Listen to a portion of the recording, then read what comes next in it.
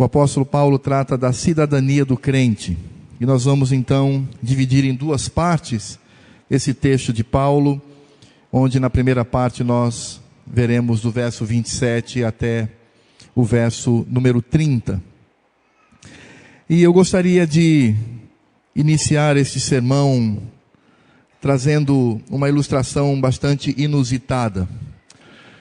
Imagine você começa a perceber que algumas pessoas na cidade de Boa Vista, elas possuem uma roupa muito estranha, elas falam uma língua estranha, elas possuem hábitos diferentes, e você então começa a investigar sobre essas pessoas, o que elas são na verdade, de onde elas vêm.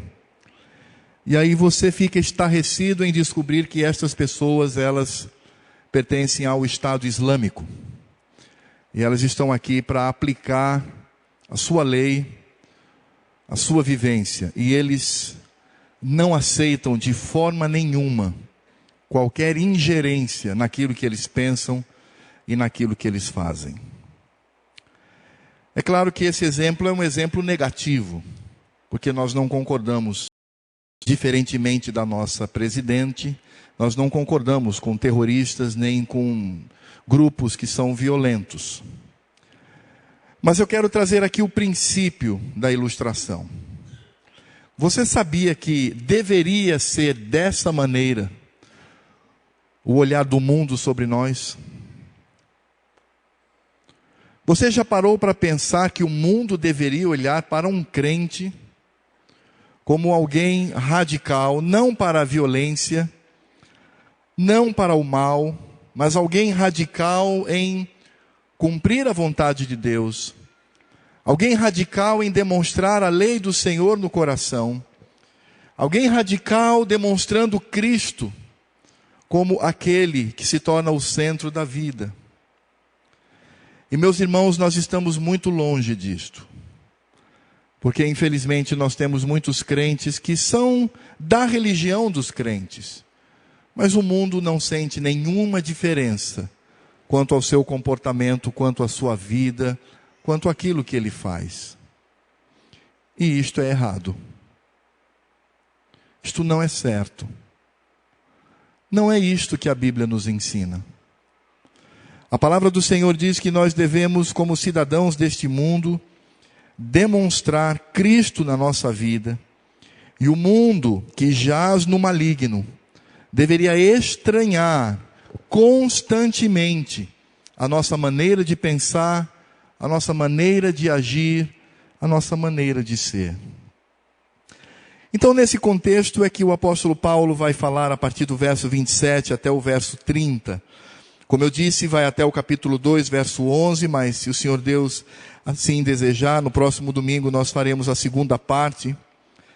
Mas o apóstolo Paulo, escrevendo àquela igreja tão amada, lá de Filipos, ele diz: vivei, acima de tudo, por modo digno do Evangelho de Cristo, para que eu indo ver-vos ou estando ausente, ouça, no tocante a vós outros, que estáis firmes em um só espírito, como uma só alma, lutando juntos pela fé evangélica, e que em nada estáis intimidados pelos adversários, pois o que é para eles prova evidente de perdição, é para vós outros de salvação, e isto da parte de Deus, porque vos foi concedida a graça de padecerdes por Cristo, e não somente de crerdes nele, pois tendes o mesmo combate que vistes em mim, e ainda agora ouvis que é o meu. Senhor Deus e Pai, nós te louvamos por estas palavras tão fortes que vêm de encontro ao nosso coração, que vêm retirar de nós, ó Deus, o marasmo, vêm retirar de nós a antipatia, vêm retirar de nós, ó Deus, o não envolvimento, porque, Senhor, Tu estás prestes a voltar para levar a Tua igreja. E o Senhor mesmo disse, profetizou que a fé de muitos esfriaria. Por isso, Senhor, não queremos ser contados entre aqueles cuja fé se foi. Mas nós queremos, ó Deus, ser encontrados pelo Senhor como crentes guerreiros, como crentes lutadores, como crentes que confundem este mundo, que trazem sobre si toda a hostilidade do mal, quer seja na sala de aula, quer seja no trabalho, quer seja nas páginas de relacionamento da internet, em qualquer lugar, que o mundo, ó Deus, seja confundido com a nossa maneira de ser e de viver, porque foi para isto que fomos chamados. Isto é carregar o teu jugo, que é suave e leve. Isto é andar ao lado de Cristo, aprendendo dele constantemente. Por isso, desperta-nos, Senhor. O que nós precisamos, na verdade, é de um reavivamento da nossa fé. Precisamos, Senhor, nos alegrar em demasia, servindo ao Senhor, através da Tua palavra. Que não sejamos mais crentes amarelados, sem sabor algum, sem nenhuma utilidade neste mundo, mas que sejamos, ó Deus, crentes firmes, que sejamos puro sal neste mundo, e que sejamos, ó Deus, aqueles que demonstram o brilho de Cristo na nossa vida. É o que nós te pedimos através desta palavra que ouviremos do Senhor. No nome de Jesus, amém. O apóstolo Paulo, ele, escrevendo aos Filipenses, os irmãos se lembram de tudo aquilo que ele se referiu. Mas o apóstolo Paulo, ele, após ter orado por aqueles irmãos, e vocês se lembram, Paulo orou para que o amor daqueles irmãos aumentasse.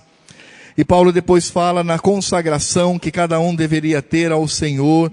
Agora o apóstolo Paulo, ele chama aqui a atenção daqueles crentes. Paulo diz: vivei acima de tudo por modo digno do evangelho de Cristo. O que significa viver acima de tudo por modo do evangelho de Cristo? Eu não tenho nenhuma dúvida de que viver acima de tudo por modo digno do evangelho de Cristo é escandalizar o mundo, é hostilizar o mundo, é fazer com que o mundo nos odeie cada vez mais por causa da nossa atitude. É simplesmente ir na contramão daquilo que o mundo entende por modo de viver. E isso deve começar de nós mesmos, quanto à nossa moral, quanto à nossa ética, quanto ao nosso modo de viver. Isso deve estar presente em casa, quando a mulher cumpre o seu papel bíblico, o homem cumpre o seu papel bíblico e os filhos são alcançados por esta graça de pais que vivem o evangelho.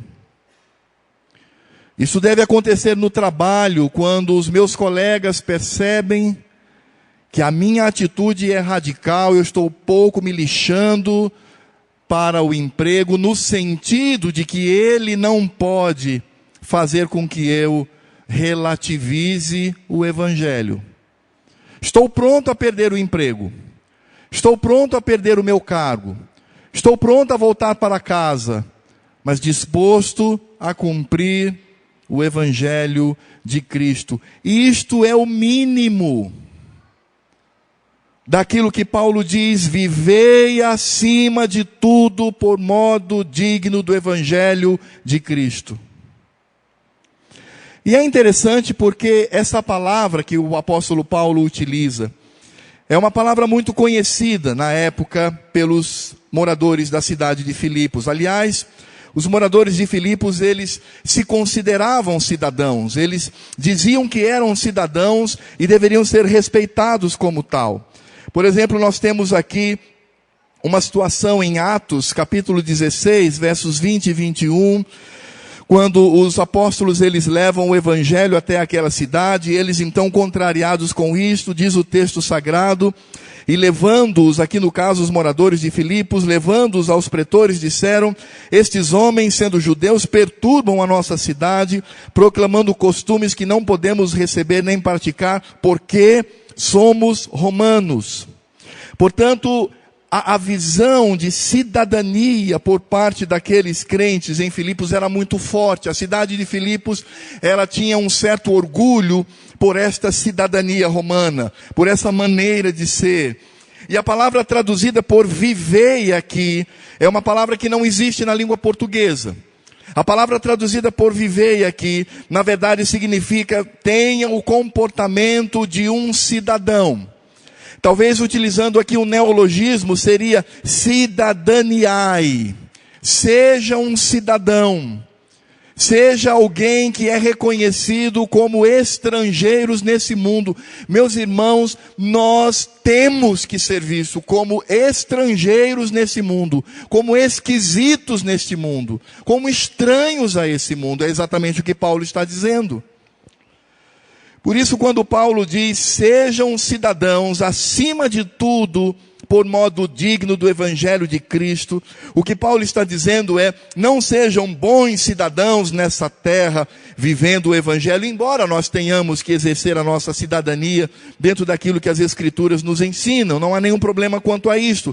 Mas nesse contexto, Paulo está dizendo, sejam cidadãos dos céus, vivendo de modo digno deste Evangelho. E é claro que quando nós olhamos para essa questão, nós vamos perceber que o que Paulo está dizendo é que se nós somos cidadãos dos céus, nós devemos viver conforme o Evangelho de Cristo. A nossa vida deve estar segundo o Evangelho do Senhor. Porque cada cidadão, ele tem o conhecimento da maneira como ele deve agir. Cada cidadão sabe quando ele comete um erro perante a lei. Cada cidadão sabe quais são as suas obrigações como cidadão daquele país, daquela nação, cumprindo as suas leis. Portanto, o que Paulo está dizendo é que a nossa vida deve demonstrar que somos cidadãos dos céus, vivendo de modo digno do Evangelho, mas não é qualquer Evangelho, não é o Evangelho deturpado pelos homens, não é o Evangelho falso, não é o Evangelho de religiões profanas, mas o Evangelho de Cristo. E em outras palavras, o que Paulo está dizendo é, viva Cristo, viva a sua lei, viva o que ele ordenou. Portanto, o que Paulo está dizendo aqui é que nós devemos perceber qual é a conduta do cidadão do céu. Agora, para que eu compreenda o significado da conduta de um cidadão do céu, eu preciso conhecer as leis deste país. E as leis deste país celeste, são as Escrituras Sagradas. É a maneira como Deus se revelou a nós. E como eu sempre tenho dito, sobretudo nas reuniões pela manhã do nosso CQC, na nossa reunião de oração e meditação da palavra, eu tenho sempre dito isso àqueles irmãos, tudo que Deus revelou na sua palavra foi para nós. Não há nada que Deus tenha revelado nas Escrituras que deve estar em oculto, que deve estar escondido, como se Deus dissesse, eu vou revelar essa porção das Escrituras, mas vocês nunca vão entender, vocês não compreenderão absolutamente nada. Não, tudo que nós temos nas Escrituras é para que compreendamos e vivamos. Por isto, viver acima de tudo por modo digno do Evangelho de Cristo é sem dúvida nenhuma olhar para o Evangelho e vivê-lo em toda a sua integridade. Por isso, quando nós percebemos que o cidadão deve viver de acordo com as leis do seu país, do contrário ele sofre penalidades, o mesmo princípio se estabelece no país em que vivemos, nesse país celestial. Porque quando nós não cumprimos com as obrigações que Deus tem colocado sobre nós, e como nós vimos hoje pela manhã, quando temos, de acordo com Romanos capítulo 6, uma visão deturpada da graça do Senhor, quando nós afirmamos, não, estamos debaixo da graça, não podemos pecar à vontade, porque o Senhor vai nos perdoar, etc. E Paulo diz, de maneira nenhuma, como é que vocês podem viver dessa forma se vocês já morreram para o mundo e vivem para Deus? Nesse aspecto, precisamos perceber que de fato o Senhor deseja que vivamos conforme a sua vontade. E essa norma de se vivenciar está, de fato, no Evangelho de Cristo. Porque ele diz: vivei acima de tudo por modo digno do Evangelho, para que, ou indo ver-vos, ou estando ausente, ouça no tocante a vós outros, que estáis firmes em um só Espírito, com uma só alma, lutando juntos pela fé evangélica. E nesse sentido é que o apóstolo Paulo diz claramente que nós devemos ser estes cidadãos dos céus, estes cidadãos do reino de Deus. É nesse aspecto que 1 Pedro capítulo 1, verso 17 diz que nós somos peregrinos nessa terra. É nesse sentido que Paulo, lá em Efésios capítulo 4, a partir do verso 2, ele afirma claramente que nós somos como que concidadãos dos céus, vivendo nessa terra. Ou seja, nós precisamos entender, a nossa vida não pertence mais a este mundo, nós não podemos mais fincar raízes profundas nesse mundo, e nem permitir que nossos filhos estabeleçam raízes profundas nesse mundo, porque nós somos cidadãos que vivem segundo o Evangelho de Cristo. Modo digno aqui significa viver apropriadamente, como convém. O que Paulo está dizendo é que nós vivemos duas realidades claras. Vivemos a realidade do Evangelho e vivemos a realidade do mundo. E meu irmão, lembre-se disso. Nunca esses dois aspectos irão concordar, nunca. Nunca.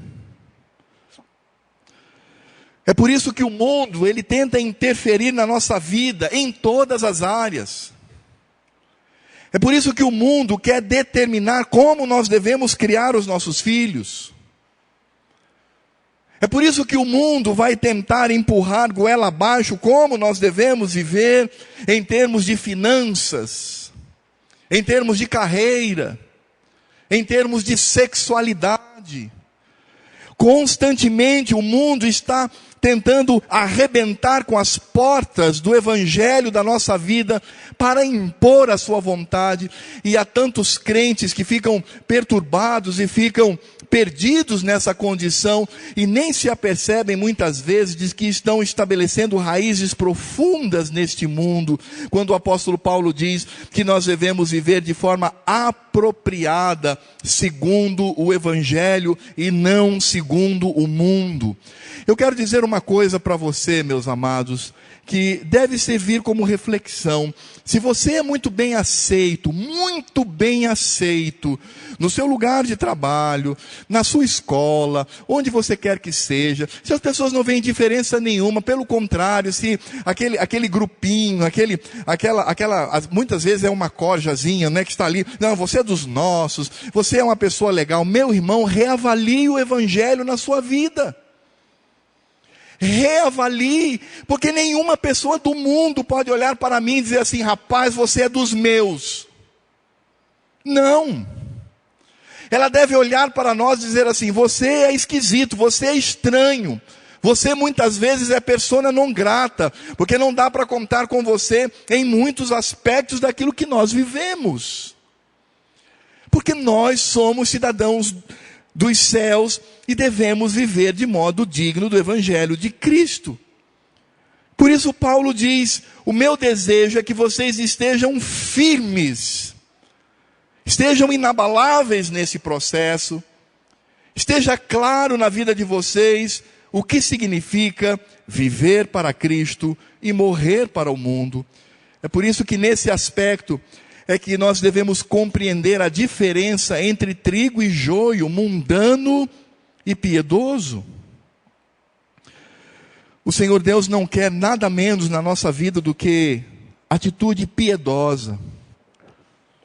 E a piedade, ela existe quando há temor do Senhor no nosso coração. Você sabe o que é temor do Senhor? Temor do Senhor é levar em alta conta, é considerar seriamente o que Deus pensa daquilo que eu estou fazendo e aquilo que eu estou pensando. É em todos os atos da minha vida É como se fosse, não é, mas é como se fosse uma obsessão quanto ao Evangelho. Tudo que eu faço, a resposta que eu dou ao meu cônjuge, as minhas atitudes em secreto, o que eu faço na escola, o que eu faço em qualquer lugar, constantemente eu devo fazer a seguinte pergunta: isso está de acordo com o Evangelho de Cristo? Isto é ser um cidadão dos céus, vivendo de modo digno do Evangelho de Cristo? É por isto que o apóstolo Paulo, ele demonstra que a vida no Evangelho é uma luta. É isso que ele diz. Ele diz que nós devemos compreender esse processo como uma luta que se estabelece. Porque quando o apóstolo Paulo fala sobre essa firmeza, ele está falando desta luta. Porque ele diz: vivei acima de tudo por modo digno do Evangelho de Cristo, para que ou indo ver-vos ou estando ausente ouça no tocante a vós outros, que estáis firmes em um só espírito, com uma só alma, lutando juntos pela fé evangélica. Na verdade, o Paulo originalmente fala aqui, lutando juntos pela fé que pertence ao Evangelho. A palavra evangélica enfraqueceu um pouco o sentido do que Paulo diz, mas Paulo está fazendo um paralelo com o modo digno do Evangelho. Ele diz: então lutemos juntos pela fé deste Evangelho. E lutar pela fé do Evangelho não é uma atitude passiva, mas é uma atitude ativa. É eu ter uma reação contra o mundo por causa do Evangelho. É por isso que as pessoas lá na sua página de relacionamento, lá no Facebook ou outra qualquer, Twitter, seja o que for, todas as pessoas que estão em contato com você vão descobrir que o seu modo de vida não é semelhante ao modo de vida que eles têm. Que aquilo que você pensa não é aquilo que eles pensam. Sobretudo quando nós encaramos aquilo que pertence ao Evangelho. Geralmente quando eu coloco alguma coisa na página de relacionamento, na verdade eu tenho somente uma, e quando eu coloco algo que eu percebo que a esmagadora maioria daquelas pessoas que curtem, comentam favoravelmente, são crentes no Senhor Jesus, eu me alegro no coração. E eu fico muito mais alegre ainda, como aconteceu essa semana, quando uma pessoa do mundo entra e diz assim: olha, está errado, não é assim, você é muito fundamentalista, essa sua visão é equivocada. Como eu me alegro com isso. Eu amo quando na universidade me chamam de reaça ou de reacionário. Isso é um nome feio que a esquerda inventou, embora eu chame de revoluça. Então quem sabe entende exatamente o que eu quero dizer. Mas eu amo isto, eu amo ser criticado pelo mundo, eu amo isto. Eu amo ser odiado pelas pessoas do mundo, meus irmãos. Eu amo isto. Eu amo quando alguns alunos me abandonam, dizendo que não há como caminhar junto comigo. Como isso é prazeroso para mim. Porque é assim que nós devemos viver. E não me venha com essa história: não é bem assim. Essa história, esse discurso de não é bem assim, é do diabo, é do mundo e da carne. Dizendo: não, há um ponto de contato. Não há nenhum ponto de contato. Sabe por quê? Porque o mundo jaz onde? No maligno. Há algum ponto de contato com o maligno?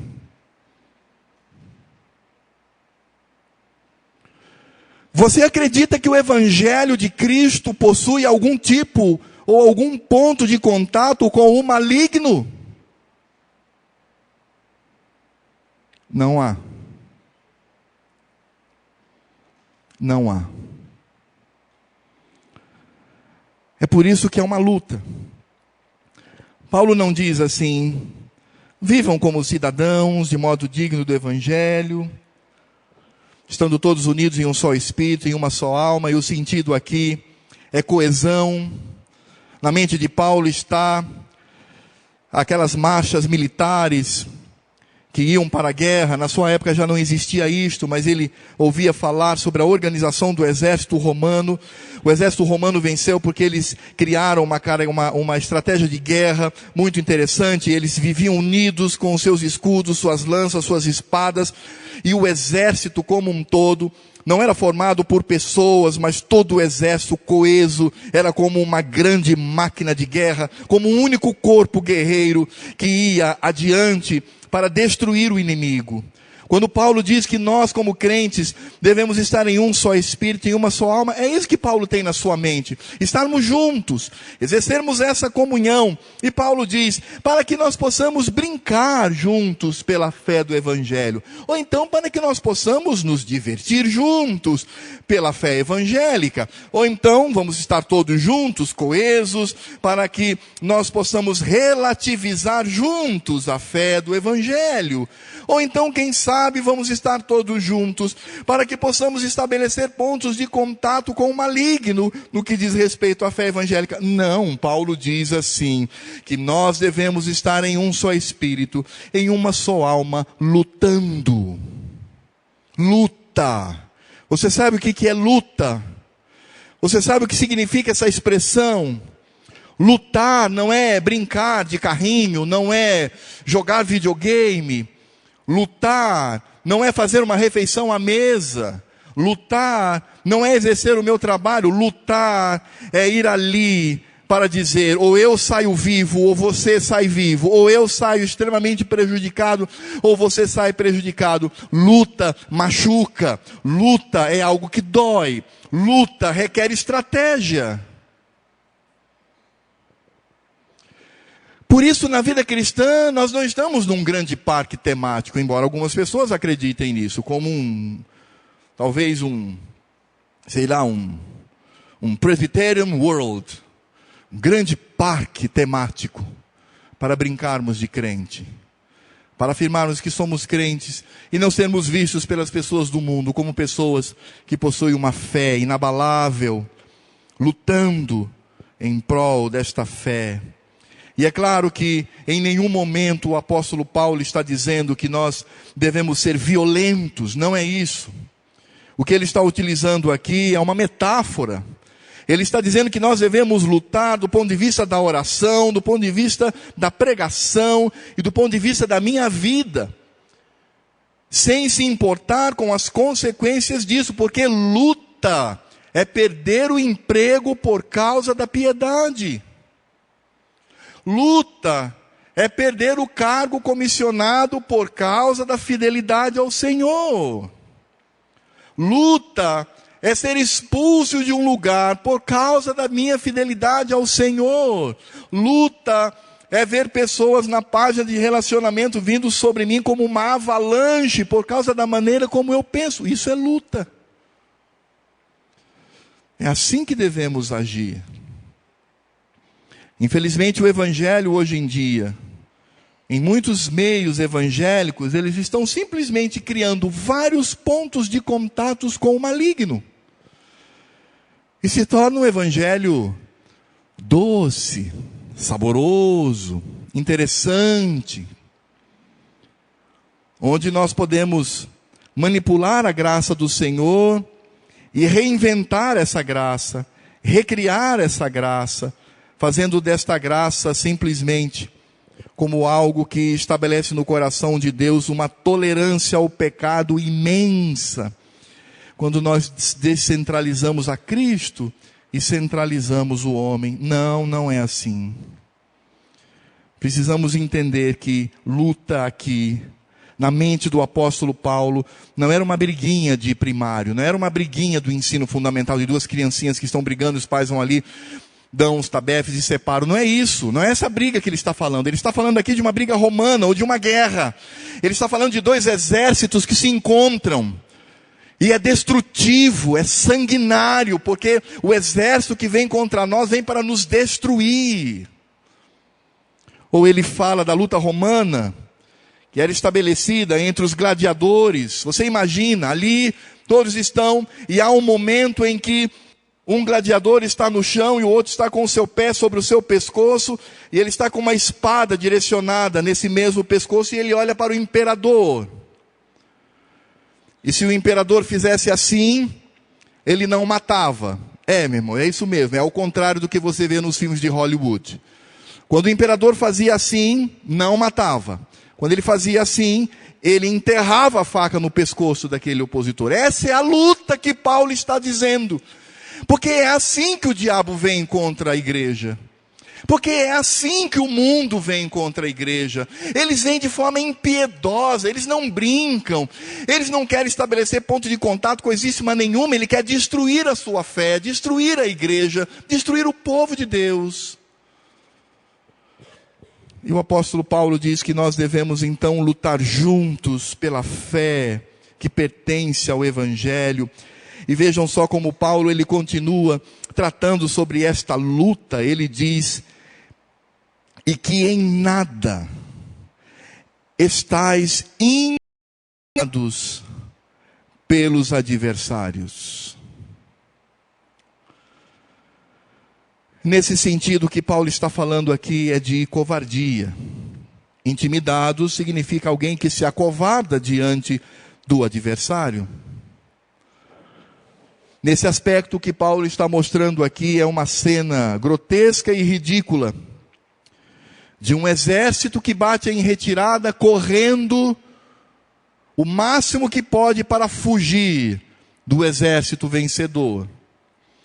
Ou ele traz a imagem daquele gladiador covarde que diante da luta ele começa a correr em círculos para fugir do seu oponente. E todos que estão presentes começam a rir, porque é uma cena grotesca, é uma cena cômica, é uma cena que não merece respeito. É exatamente isso que Paulo diz. Devemos estar juntos como igreja, devemos estar juntos como irmãos, lutando juntos pela fé do evangelho, em nada intimidados pelo adversário. Aqui está a verdadeira batalha do crente. A batalha do crente não é, como dizem os mentirosos que criaram a teologia da batalha espiritual, de demônios que são territoriais, é coisa que vem da cabeça deles e de outras religiões, porque as escrituras em nada nos falam sobre isto. A luta que nós travamos, aliás, essa luta que nós travamos constantemente, o maior inimigo que nós temos nem é o diabo, nem é o mundo, é a nossa própria carne. Porque o diabo e o mundo estão fora de mim, mas a carne está dentro, é intramuros, está dentro de casa. E nós precisamos ter cuidado com isto. Por isso não podemos ser intimidados, mas é óbvio que o apóstolo Paulo, quando ele fala aqui dos adversários, ele está falando daqueles que hostilizam o evangelho. Paulo está dizendo: não fiquem intimidados diante daqueles que odeiam a Cristo, que odeiam a Deus e odeiam o evangelho. Sabe o que Paulo está dizendo aqui? Quando o apóstolo Paulo utiliza a palavra adversários, ele está dizendo aqui que eles são inimigos. Mas eles não são, em primeiro lugar, inimigos da nossa vida. Eles são inimigos de Deus. Você sabia que a sua patroazinha, ela sendo descrente, ela odeia Cristo e odeia Deus e odeia o Evangelho? Você sabia disso? Você sabia que os seus companheiros de trabalho, não sendo crentes, eles odeiam com todas as forças a Cristo e ao Evangelho? Não, pastor, não. Até o meu colega, ele até fala que gosta dos evangélicos, etc. E o que tem isso a ver? As Escrituras nos dizem que esse afastamento faz com que esses indivíduos, com as suas atitudes, demonstrem ódio profundo a Cristo. Então, nesse sentido, são nossos adversários, não no aspecto de que devemos hostilizar fisicamente ou moralmente, não. Mas a maior arma que nós temos é, primeiro, viver de modo digno do Evangelho. Se ele ficar bravo, o problema é dele. Em segundo lugar, eu devo proclamar a Cristo, proclamar este Evangelho, porque isso também significa lutar pela fé do Evangelho, proclamar o Evangelho e orar para que o Espírito Santo toque no coração dessas pessoas, para que eles deixem de odiar a Cristo e passem a amá-lo e a glorificá-lo. É por isso que o crente ele deve evangelizar. Porque evangelizando, ele está lutando pela fé do evangelho, não se intimidando pelos seus adversários.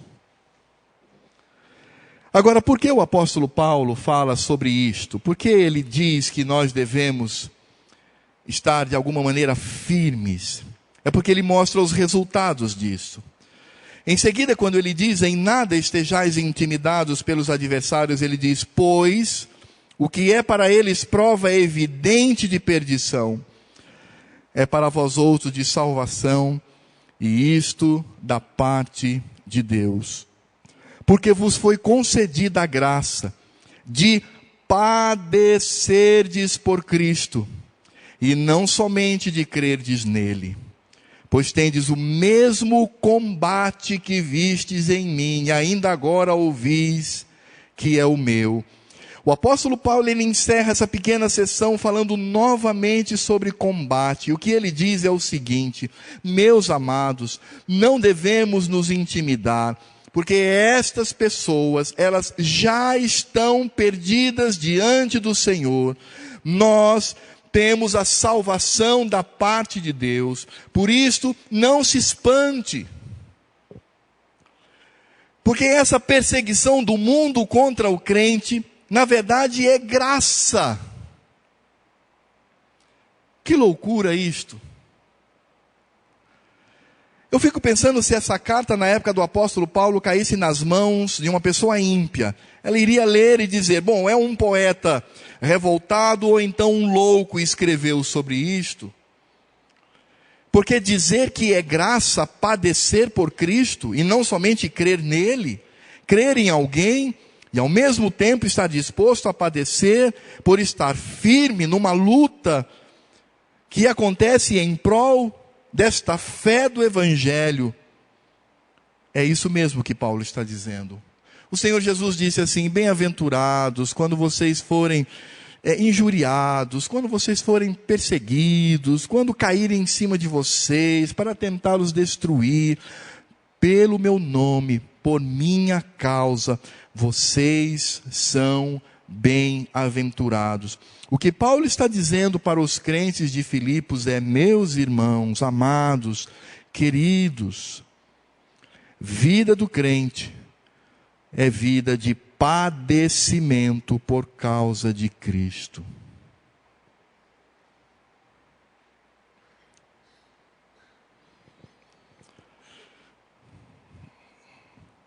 Porque viver neste mundo por Cristo é padecer perseguição. Por isso, se você não é perseguido, reavalie o seu evangelho.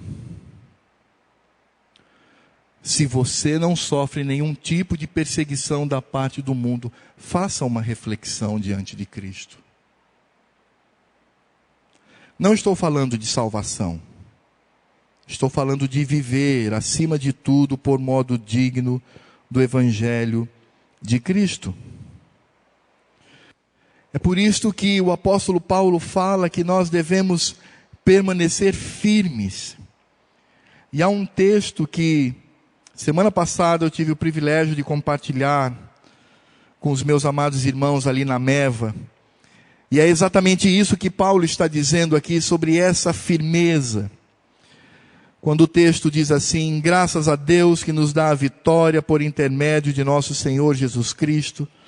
Portanto, meus amados irmãos, sede firmes, inabaláveis e sempre abundantes na obra do Senhor, sabendo que no Senhor o vosso trabalho não é vão. No sentido de que o crente deve estar firme nessa batalha, nesse propósito de viver de modo digno do Evangelho de Cristo. Mas infelizmente muitas pessoas que estão dentro das igrejas, elas não vivenciam essa firmeza. Mas elas vivenciam uma mente dividida, uma mente fraturada. Por isso Tiago, no capítulo 1, a partir do verso 2 até o verso 8, ele diz, meus irmãos, tendes por motivo de alegria o passar as provações, sabendo que a provação da vossa fé, uma vez confirmada, produz perseverança. Ora, a perseverança deve ter ação completa, para que sejais perfeitos e íntegros, em nada deficientes. Se porém algum de vós necessita de sabedoria, peça a Deus, que a todos dá liberalmente, e nada lhes impropera, e ser-lhe-á concedida. Peça, porém, com fé, em nada duvidando, pois o que duvida é semelhante à onda do mar, impelida e agitada pelo vento. Não suponha esse homem que alcançará do Senhor alguma coisa, homem de ânimo dobre, ou pessoa de ânimo dobre, inconstante em todos os seus caminhos. E saltando um pouquinho mais para frente, no capítulo 4, do verso 4 ao verso 10, ele diz: infiéis, não compreendeis que a amizade do mundo é inimiga de Deus? Aquele, pois, que quiser ser amigo do mundo, constitui-se inimigo de Deus. Eu disse, meus irmãos, não há ponto de contato. Não há como relativizar. Ou é o evangelho de Cristo, ou é o mundo. Tiago continua dizendo: ou supondes que em vão afirma a Escritura, é com ciúmes que por nós anseia o Espírito que ele faz habitar em nós? Antes, ele nos dá maior graça pelo que diz: Deus resiste aos soberbos, mas dá graça aos humildes. Sujeitai-vos, portanto, a Deus, mas resisti ao diabo, e ele fugirá de vós. Chegai-vos a Deus, e ele se chegará a vós outros. Purificai as mãos, pecadores, e vós que sois de ânimo dobre, que não é constante, mas que vive estabelecendo estes contatos com o mundo, que se dá muito bem em meio às pessoas do mundo. Ele diz: limpai o coração, afligi-vos, lamentai e chorai. Converta-se o vosso riso em pranto, e a vossa alegria em tristeza. Humilhai-vos na presença do Senhor, e Ele vos exaltará. Qual foi a última vez que você chorou por seus pecados? Qual foi a última vez que você ficou em prantos diante do trono da graça por causa dos seus pecados? Claro, sabendo que Deus nos perdoa porque Ele é misericordioso e gracioso, mas quantas vezes sentimos repulsa pelo mal que causamos a pessoas, pelo mal que causamos diante do Senhor, não vivendo de modo digno, conforme o evangelho que Ele estabeleceu. Por isso eu não tenho dúvida nenhuma de que essa luta, ela demonstra todo o aspecto do evangelho, daquilo que ele nos ensina, da doutrina, da teologia. Aliás, que os evangélicos, não todos, mas que alguns evangélicos repudiam tanto. Mas nós precisamos conhecer. Por isso nós devemos sempre lutar contra o discurso daqueles que não devemos temer, são até mesmo falsos doutrinadores. Aliás, Paulo, ele se refere também àqueles que se dizem crentes, mas começam a disseminar uma ideia que é contrária às Escrituras. É o contexto de Paulo, é a partir destes. Na época do apóstolo Paulo já existiam pastores, líderes, bispos, que traziam falsas doutrinas. Paulo diz: não precisamos temê-los. Da parte de Deus eles estão perdidos, nós estamos salvos. E da parte de Cristo é um privilégio sofrer as consequências. Não somos chamados apenas para crer, diz o apóstolo, mas para padecer pela verdade. Por isso, o apóstolo Paulo dá o seu próprio exemplo, quando ele diz: vejam a minha luta. Vejam a maneira como eu estou em luta constante. Porque é exatamente isso que ele diz no verso 30. Pois tendes o mesmo combate que vistes em mim. E Paulo estava onde? Estava na sua sala de estar. Paulo estava no seu escritório.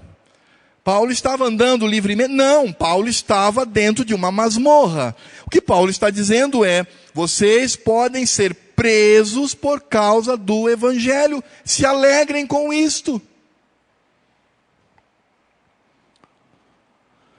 Não podemos ter a mesma atitude do nosso querido irmão João Batista, que preso ficou confuso e não compreendia de fato o que significava o Evangelho, tanto que mandou os seus discípulos para Jesus para perguntar se Jesus de fato era o Messias, era o Senhor, porque ele estava confuso.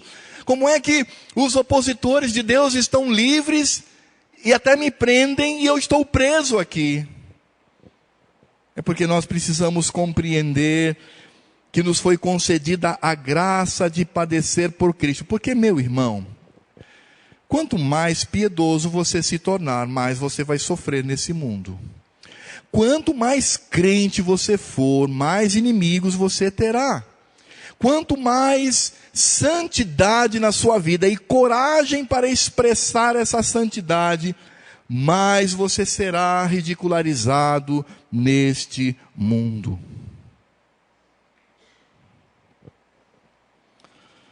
Essa semana aconteceu algo com o João. Me permita, João, contar aí a sua experiência, porque aconteceu comigo também há muitos anos numa sala de aula. Eu e o João, todo homem, você sabe disso, né? Todo homem odeia médico. É um martírio esse negócio. A esposa fica, vai lá, tadinha, cuidando, né? Aí eu olhei para o João, vamos lá, João, vamos lá, então vamos lá. Aí um dá força para o outro, a gente vai no médico fazer aí um check-up, né? E fomos lá.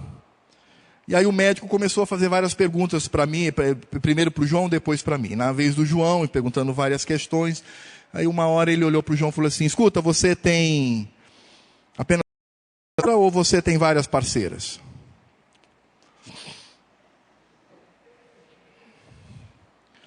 Silêncio na sala. O médico repetiu, escuta, jovem, você tem só uma parceira ou você tem várias parceiras? Aí o João olhou para mim e falou assim, pai, eu não entendi a pergunta. Eu disse, eu sei, meu filho. Ele está perguntando se você tem relacionamento sexual apenas com uma mulher ou várias mulheres. Aí o João virou num tom bem forte e disse, doutor, eu sou virgem. E irmãos, o médico arregalou os olhos e olhou para ele. E se levantou. Quando ele se levantou, eu disse, doutor, ele segue o pai. Eu me casei com 27 anos e eu também casei virgem. Ele olhou e disse, mas que beleza! Isto é ser crente. É fazer com que o mundo arregale os olhos e diga, isto não é possível. Não é possível que este homem tenha casado com quase 30 anos virgem, e não é possível que este jovem saudável siga o mesmo caminho. Não é possível, exatamente, porque o mundo não entende isto. O mundo é embotado, e tudo que ele faz é contra o Evangelho.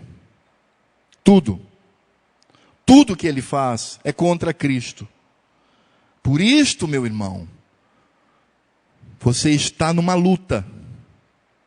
Não para que você exerça violência física ou moral, ou seja o que for, mas você está numa luta contra aqueles que vêm contra nós para nos destruir. É por isso que devemos estar unidos numa só alma, num só espírito, como uma igreja que está ao redor do Evangelho e vive este Evangelho. Por isso nós poderíamos aplicar essa mensagem fazendo algumas perguntas. Primeiro, como eu defino a minha conduta como crente? Passe na sua mente bem rapidamente. Como é que você define a sua conduta como crente no trabalho? Diante do seu chefe e diante das pessoas que estão ao seu redor. O que essas pessoas pensam em você ou de você? Você nunca teve um embate com essas pessoas? Meu irmão, que guerra é essa? Que luta é esta? Afinal de contas, somos cidadãos do céu ou do mundo. E eu preciso, de fato, cultivar no meu coração a preocupação da maneira como eu demonstro a minha conduta.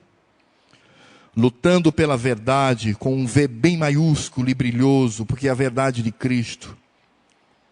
Ou será que eu estou sendo conivente por medo a algumas questões? Há dois tipos de temores que podem assolar o nosso coração.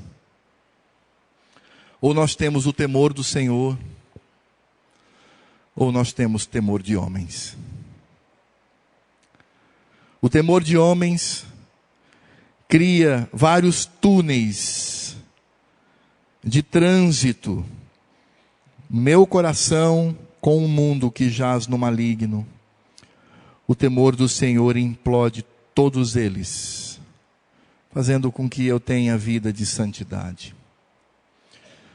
É claro que o apóstolo Paulo, ele mostra que a realidade desta luta acontece por causa de Cristo. Porque o Evangelho é de Cristo. Porque se padecemos é pela causa de Cristo. A nossa guerra é a guerra de Cristo, glorificando o nome do Pai. Por isso, nós temos do Senhor a força necessária. Em primeiro lugar, a atuação de Cristo na minha vida e a concessão da graça e da misericórdia de Deus. Se você acredita que ainda não vive, acima de tudo, por modo digno do Evangelho de Cristo, nesta noite, você pode, aos pés do trono da graça de Cristo, dizer: Senhor, ajuda-me para que eu padeça por Ti, e que isto seja graça sobre a minha vida. Vamos baixar a nossa cabeça e vamos orar ao Senhor. Eu convido meu irmão, meu amigo, missionário Sérgio Nascimento, para vir aqui à frente. Eu gostaria, Sérgio, que você orasse por duas coisas. Primeira, clamando pela graça e pela misericórdia de Cristo sobre a sua igreja. E em segundo lugar, por favor, meu irmão, agradeça ao nosso Deus pela graça e pela misericórdia que Ele nos concede, para que vivamos, acima de tudo, por modo digno do Evangelho de Cristo.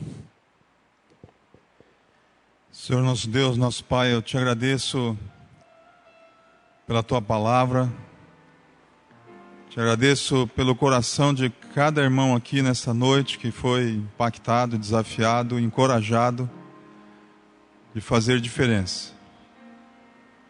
É tão bom saber das Tuas misericórdias que se renovam a cada manhã sobre a minha vida, a vida de cada um de nós aqui. E obrigado por aquilo que o Senhor tem permitido e dado em nossas vidas por causa da Tua graça. Nós te louvamos, Senhor, e também te pedimos que nós possamos combater o bom combate, possamos guardar a fé, possamos viver, não só conhecer a Tua palavra, só meros ouvintes, mas sim praticantes.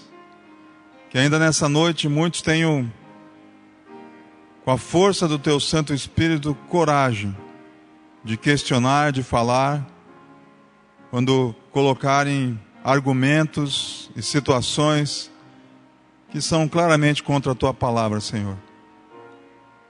Sabemos que somos medrosos, carecemos do Teu poder para nos dar essa intrepidez, essa vontade de agradar ao Senhor, de temer ao Senhor, que é o princípio da sabedoria. Obrigado, Senhor, por essa noite impactante, desafiante, e que todos possam viver, e já durante essa semana, pessoas possam comentar sobre o testemunho vivo de Jesus, seja lá por onde nós vamos andar. Quebra aqueles corações que ainda estão temendo a homens. Quebra, Senhor, que possam realmente temer ao Senhor. E tenhamos a alegria de terminar nossos dias aqui, fiéis ao Senhor. Nos dê essa alegria de terminar bem a carreira. Eu te agradeço, Senhor, por essa noite.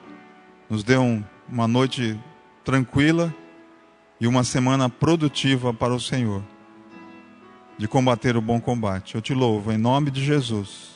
Amém.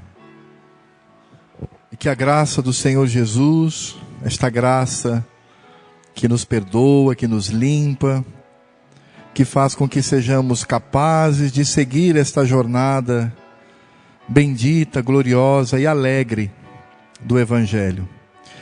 Que o amor de Deus Pai sobre nós, que nos cobriu de tanto amor, e que provou este amor enviando o seu único Filho para morrer em nosso lugar.